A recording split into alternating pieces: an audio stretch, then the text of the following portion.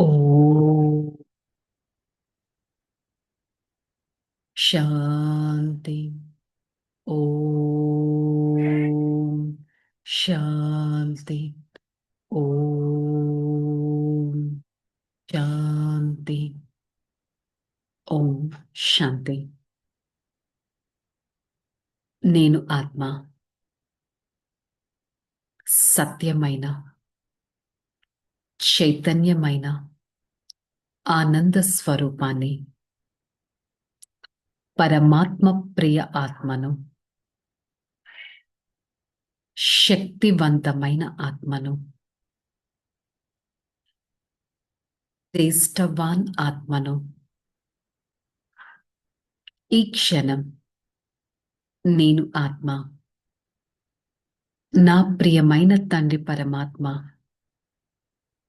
వారి సన్ముఖంలో ఈ జ్ఞాన మురళిని వింటున్నట్టు అనుభవం చేసుకుంటాను. ఓం శాంతి. ओम शांति। मुरली डेट 2/8/2025। आज का हेडिंग मीठे बच्चे कभी तक कर याद की यात्रा को छोड़ना नहीं, सदा देही अभिमानी रहने का प्रयत्न करो, बाबा का प्यार खींचने व स्वीट बनने के लिए याद में रहो। బాబా చెప్తున్నారు, మధురమైన పిల్లలు, అలసిపోయి భగవంతుని స్మృతి చేయడం మానేయకండి. సదా ఆత్మాభిమాని స్థితిలో ఉండాలి. ఈ ప్రయత్నమే చేయాలి. బాబా ప్రేమ ఎలాంటిదంటే మనల్ని మధురంగా కూడా చేస్తుంది. మరి భగవంతుడి ప్రేమ లేక మధురత అనేది భగవంతుడి స్మృతితో ఆటోమేటిక్గా వస్తుంది. ఆ విధంగా అవ్వాలి అన్నా బాబాని స్మృతి చేయాల్సిందే. సో ఎంతో స్మృతి చేయడానికి ఎంతో శ్రమ పడాలి. ప్రశ్న, 16 कला संपूर्ण अथवा परफेक्ट बनने के लिए कौन सा पुरुषार्थ जरूर करना? जितना हो सके स्वयं को आत्मा समझो। प्यार के सागर बाबा को याद करे तो परफेक्ट बन जाएगा।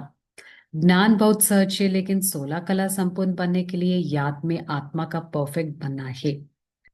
మరి 16 కళలతో సంపూర్ణంగా అవ్వాలి, పర్ఫెక్ట్గా అవ్వాలంటే ఎలాంటి ఎఫర్ట్, పురుషార్థం చేయాలి? ఎంత వీలైతే అంత స్వయాన్ని ఆత్మ అని భావించాలి. ప్రేమ సాగరుడైన పరమాత్మతో స్మృతి చేసినట్లయితే, కనెక్ట్ అయినట్లయితే నేను ఆత్మ పర్ఫెక్ట్గా అవ్వగలను. నాలెడ్జ్ చాలా సహజం, కానీ 16 కళల సంపూర్ణంగా అవ్వడం స్మృతితోనే ఆత్మ పర్ఫెక్ట్గా అవుతుంది. ఆత్మ సమజ్నే సే మీఠే బన్ జాయేగా. ఆత్మ అని భావిస్తే మధురంగా అయిపోతారు. ఎలాంటి అలజడులు, కన్ఫ్లిక్ట్స్, డిస్టర్బెన్సెస్, కన్ఫ్యూషన్స్ ఉండవు. ఏ రిలేషన్స్ మధ్య స్వయం ఆత్మ అని భావిస్తే. మరి ప్రేమ సాగరుడు తన పిల్లలకు తనలా ప్రేమ సాగరులుగా తయారు చేస్తున్నారు. మేము లక్ష్మీ నారాయణులుగా తయారవ్వాలి అన్నదే పిల్లల లక్ష్యం. వీరిని అందరూ ఎంతగా ప్రేమిస్తూ ఉంటారు. బాబా మిమ్మల్ని విరలా మధురంగా తయారు చేస్తున్నారని పిల్లలకి తెలుసు. మధురంగా ఇక్కడే తయారవ్వాలి, మరియు అలా స్మృతి ద్వారానే తయారవుతారు. మధురంగా ఇక్కడే తయారవ్వాలి. మధురత భగవంతుడి స్మృతితోనే వస్తుంది. భారత్ యొక్క యోగం ప్రసిద్ధమైనది. ఇదే స్మృతి. ఈ స్మృతి ద్వారా మీరు విశ్వానికే యజమానులుగా తయారవుతారు. మరి భగవంతుడి స్మృతి కోసం మీరు ఎంతో కష్టపడాలి. అహంకారంలోకి ఎప్పుడు రాకూడదు. ముఖ్యమైనదే పరమాత్మ స్మృతి. పరమాత్మ స్మృతితో పరమాత్మ ప్రేమ లభిస్తుంది. చాలా మధురంగా, చాలా ప్రియంగా అవ్వాలనుకుంటే, ఉన్నత పదవిని పొందాలి అనుకుంటే ఏం చేయాలి? కష్టపడాలి. లేకపోతే చాలా పశ్చాత్తాపపడతారు. చాలా మంది పిల్లలు స్మృతిలో ఉండలేకపోతున్నారు. ఇక అలసిపోయి మేము స్మృతి చేయడం మానేస్తాము అంటారు. దానికి రీజన్ ఏంటి? ఒకటేమో బాడీ కాన్షియస్నెస్, దేహాభిమానం. దేహాభిమానంలోకి వచ్చేసరికి ఎంత ప్రయత్నించినా కూడా మీకు స్మృతి నిలవటం లేదు. సో ఆటోమేటిక్గా మధురంగా కూడా అవ్వట్లేదు. చాలా తక్కువ మంది పిల్లలు తండ్రిని ఆకర్షిస్తారు. వారే వారి బాబా స్మృతిలో ఉంటారు. ఎంతగా స్మృతి చేస్తారో అంతగా చాలా మధురంగా కూడా తయారవ్వాలి. ఈ లక్ష్మీనారాయణలు ఎంతగా తయారయ్యారు. మరి సత్యుగి సూర్యవంశీలు మొట్టమొదటి నెంబర్లో ఉన్నారు. చంద్రవంశీలు 2వ నెంబర్లో ఉన్నారు. కానీ అందరికీ లక్ష్మీనారాయణలు అంటే చాలా ప్రియంగా అనిపిస్తుంది. ఈ లక్ష్మీనారాయణ ముఖ కవలికలు సీతారాముల ముఖ కవలికలతో ఎంత తేడా ఉంటుంది. సో అందుకని బాబా ఏం చెప్తున్నారు, పిల్లలు స్వయం ఆత్మాని భావించండి, అప్పుడే చాలా మధురంగా అవుతారు. స్వయాన్ని ఆత్మ అని భావిస్తే తండ్రిని స్మృతి చేయడంతో ఎంతో ఆనందం ఉంటుంది. ఎంతగా స్మృతి చేస్తారో అంత సతో ప్రధానులుగా 16 కళల సంపూర్ణులుగా తయారవుతారు. ఎంత స్మృతి చేస్తారో అంత మధురంగా అవుతారు. 16 కళలతో సంపూర్ణంగా తయారవుతారు. స్మృతితోనే మన డే టు డే లైఫ్ని గడపాలి. స్మృతితోనే భోజనాన్ని స్వీకరించాలి.